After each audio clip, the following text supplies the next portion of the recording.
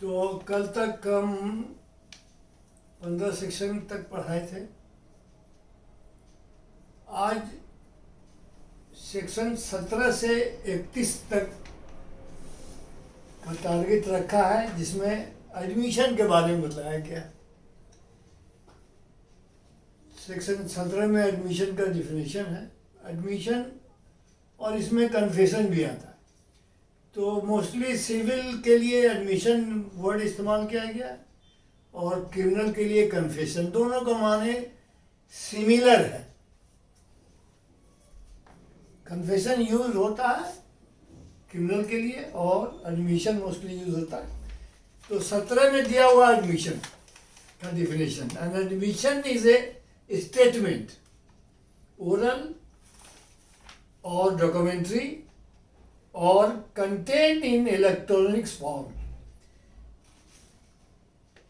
which suggests any inference to any fact in issue or relevant fact, and which is made by any of the persons and under the circumstances hereinafter mentioned। कहता है कि ये statement है जिसे जो suggest करे किसकी तरफ, फैक्ट्स एंड इशू की तरफ या रिलेवेंट फैक्ट की तरफ। पहला शर्त हुआ। दूसरा हुआ कि जो दिया हुआ है कि कौन आदमी का स्टेटमेंट एडमिशन होगा और किस सर्कमस्टांस में होगा, यही सेक्शन 17 में लिखा हुआ है। 18, 19, 20 में लिखा हुआ है कि कौन पर्सन किस सर्कमस्टांस में स्टेटमेंट एडमिशन माना जाए। तो जैसे मोस्टली ये तीनों 18, 19, 20 में यही लिखा हुआ किस पर्सन से। तो मोस्टली समझिए कि पार्टी जो हो, पार्टी का एजेंट हो या पार्टी ने जिसको ऑथराइज किया हो, तो वैसे ही लोगों का स्टेटमेंट एडमिशन माना जाता है। यही मोटा मोटी इसको यही समझे। 21 में दिया हुआ है कि उस स्टेटमेंट को कौन आदमी कॉम्पिटेंट होगा प्रूव करने के लिए। उस स्टेटमेंट को कौन व्यक्ति 21 में ही दिया हुआ है। तो इसमें मोस्टली यही दिया हुआ कि जो पर्सन जो मेक कर रहा है स्टेटमेंट एडमिशन, वो कॉम्पिटेंट नहीं है। अपोनेंट पार्टी ही कॉम्पिटेंट है, लेकिन दो से तीन सर्कमस्टांस है उसमें on behalf of the party who is making the admission prove किया जा सकता है। जैसे कोई आदमी मर गया तो 3 कंडीशन, 3 एक्सेप्शन दिया हुआ है। एडमिशन में बी प्रूव्ड बाय और on behalf of the person making it when it is of such a nature that if the person making it were dead. ऐसा माना जाए कि मर गया, it would be relevant as between third person under section 32. An admission may be proved by on behalf of the person making it when it consists of a statement of the existence of any state of mind or body relevant or in issue made. An admission may be proved by on behalf of the person making it if it is relevant otherwise then as an admission।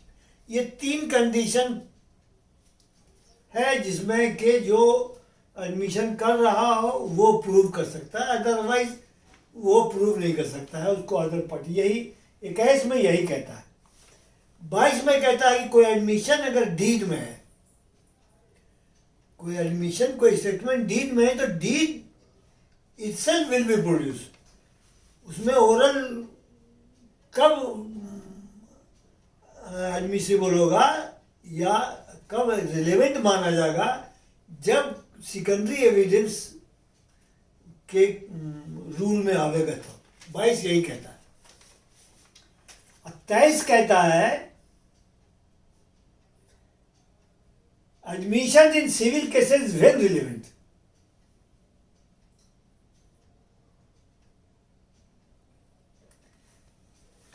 अगर relevant कब होगा civil cases में, अगर दोनों party agree किया गया कि ये इस स्टेटमेंट को हम एडमिशन नहीं मानेंगे, वैसी हालत को छोड़कर वैसी हालत में कोई भी स्टेटमेंट एडमिशन नहीं माने।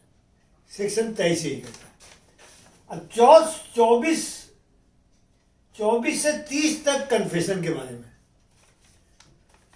ये भी कह, जैसा कहा कि ये भी एक एडमिशन है।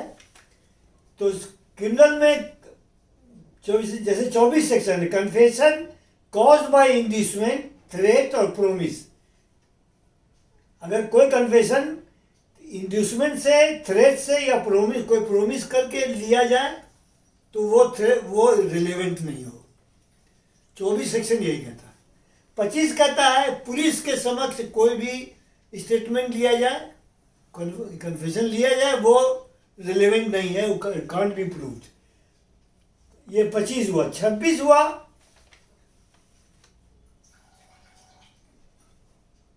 कि अगर पुलिस कस्टडी में है, कोई भी एक्यूज पुलिस कस्टडी में है, तो उसका भी स्टेटमेंट इरेलीवेंट होगा सो फार, जब तक कि वो कस्टडी में है।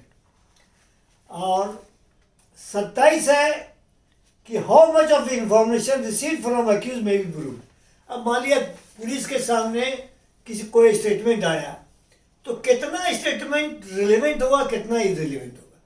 तो कहता है कि जो चीज़, मान लिया कुछ उसने 2 तरह का स्टेटमेंट दिया, जैसे क्या कहा कि हमने मर्डर किया, और मर्डर हम तलवार से किया, वो तलवार वहाँ छुपा के रखा है। तो जहाँ तक तलवार छुपा के और मिलने का जो जहाँ तक है, मान लिया मिल गया तलवार, तो उतना ही सा स्टेटमेंट रिलेवेंट होगा। मर्डर किया वो रिलेवेंट नहीं, वो कांट बी प्रूव्ड। 27 यही कह रहा है, provided accused may be proved provided that when any fact is deposed to has discovered in consequence of information दिया और रिकवर्ड हुआ, तो उतने ही सब पोजीशन रिलेवेंट होगा। ये हुआ 27। 28 हुआ confession made after removal of impression cause by inducement threat.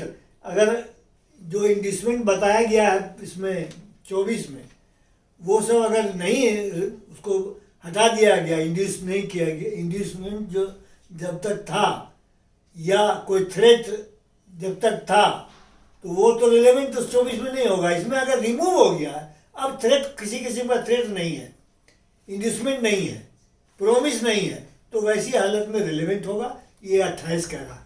29 कह रहा है कि अगर कन्फेशन कोई रिलेवेंट है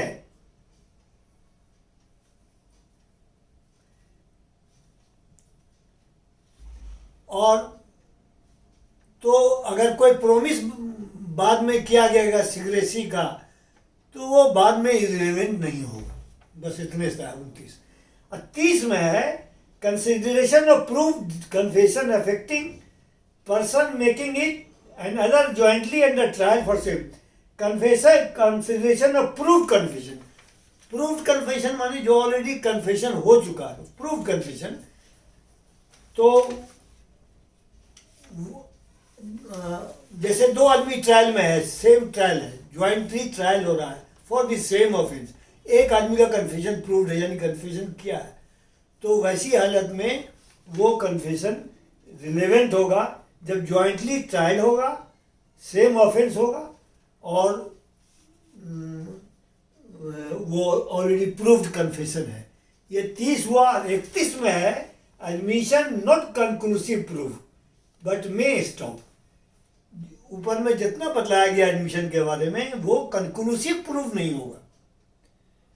किसी चीज़ को मानने के लिए वो कंक्लूसिव प्रूफ जो के डिफिनेशन में नहीं आवेगा। हाँ, ये स्टॉपल के डिफिनेशन में आ जाएगा, वो स्टॉप हो जाके आगे उस तरह का फिर आप बात नहीं कर सकते। तो ये 31 तक आज का यही रहा है। ओके।